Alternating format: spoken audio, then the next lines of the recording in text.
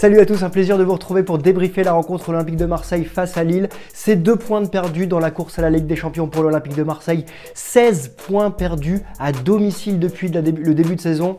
On espère évidemment que ce ne sera pas rédhibitoire et que ça ne comptera pas à la fin de la saison parce que cet Olympique de Marseille doit absolument aller chercher la course à la qualification en Ligue des Champions pour financièrement se remettre à flot et franchir un cap dans ce championnat de France. Alors hier soir, l'Olympique de Marseille est revenu au score. C'est bien pour le mental, mais c'est bien trop insuffisant par rapport au déroulé de la rencontre. L'OM a joué à 11 contre 10 pendant 1 heure de jeu. L'OM a eu à 77-78% la possession dans cette rencontre et s'est procuré des situations, mais ce n'était pas des occasions franches à mon sens.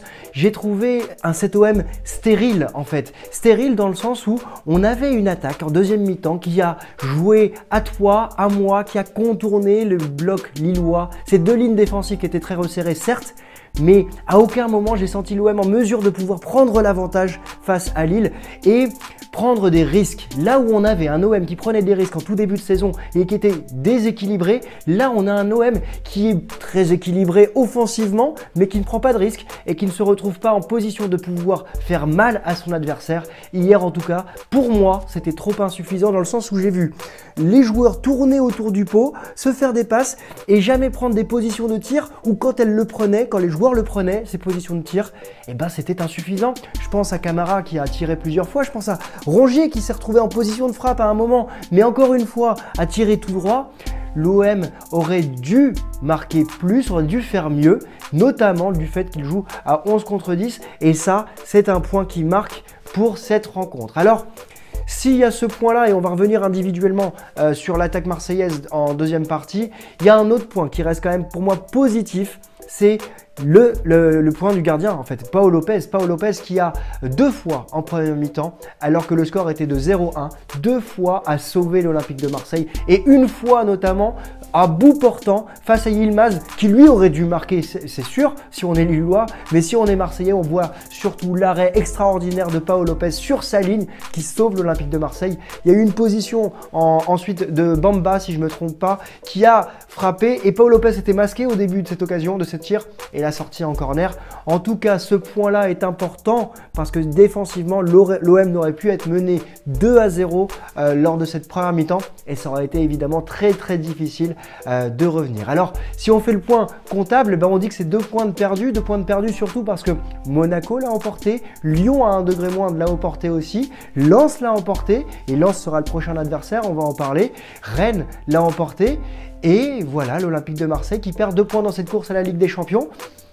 C'est quand même compliqué. Alors individuellement, qu'est-ce qu'on peut ressortir de ce top flop? Eh ben, on va commencer par les flops. Et le premier évidemment, c'est Arek Milik. Parce qu'on a cet Olympique de Marseille qui n'arrive pas à trouver les positions avec Arek Milik. Et ça, c'est vraiment dommage. Tant qu'on sait que cet attaquant, quand il est en phase positive, il peut sortir des situations l'Olympique de Marseille. Hier, il n'a eu qu'une seule situation et l'OM a du mal à le trouver. Donc est-ce que le problème c'est Arek Milik ou est-ce que le problème il est plus large? C'est est-ce que Jorge Sampaoli arrive à trouver l'équilibre offensif pour aller chercher son attaquant de pointe? Et on a vu que Arek Milik décrochait régulièrement. On a vu aussi un Dimitri Payet sur le côté gauche. Et Dimitri Payet sur le côté gauche, en première mi-temps, je crois qu'à la 30e minute, il avait touché une quinzaine de ballons. C'est bien trop faible. Et à chaque fois qu'il le touchait, il était pris à 2. En deuxième mi-temps, ça a été différent. On a vu Under qui s'est rapproché de Dimitri Payet et les deux, quand ils ont combiné, ont trouvé des situations pour essayer de marquer, mais très rarement, trop rarement, n'ont pas pu trouver Milik. Et ça devient problématique quand on sait que Milik, lorsqu'il sort, l'OM joue mieux. Il va falloir que Jorge Sampaoli trouve des solutions. Peut-être que l'arrivée de Bakambu va aider. Le deuxième flop, et c'est difficile pour moi de lui donner un flop, mais il est décisif sur le but encaissé de l'Olympique de Marseille, c'est William Saliba. Saliba qui perd le marquage à ce moment-là. Ça montre là où il doit encore progresser dans la concentration lors des matchs de haut niveau, parce que c'était un match de haut niveau hier face à un Lille qui est qualifié en Ligue des Champions en 8e de finale. Et là, sur cette rencontre, il perd juste le fil à un moment clé et l'OM prend un but. Et c'est dommage et c'est ce qui lui manque, je pense, pour franchir un cap et être un postulant à l'équipe de France.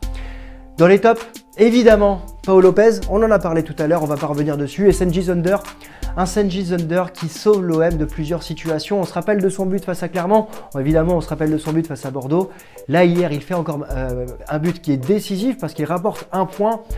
La seule phase dans la saison où il a été moins bon, c'est quand il a été blessé du dos, c'était courant novembre. Là, on voit que c'est un joueur qui peut jouer à droite, qui peut jouer à gauche, qui peut jouer pied gauche, qui peut jouer pied droit. Et quand il est proche de Payet, il apporte. Voilà, pour moi, c'est la vraie satisfaction de la rencontre. Et cet OM doit absolument progresser dans le risque que ces joueurs doivent prendre lorsqu'ils doivent tirer de loin. Encore une fois, Camara et Rongier. Et surtout, dans les prises de décision sur les côtés, dans les centres, pour trouver des joueurs dans l'axe pour marquer des buts. Alors la suite, c'est quoi? La suite, c'est le match samedi face à Lens. Un match à Bollaert qui va être évidemment important dans cette course à la qualification à la Ligue des Champions. Un Lens qui vient de reporter ses 2 dernières rencontres dans les arrêts de jeu. Un Lens qui vient de se qualifier en allant chercher Lille en revenant au score de 0-2 à 2-2, qui sera appuyé par son public, même à 5000 spectateurs. Un déplacement à Lens est important.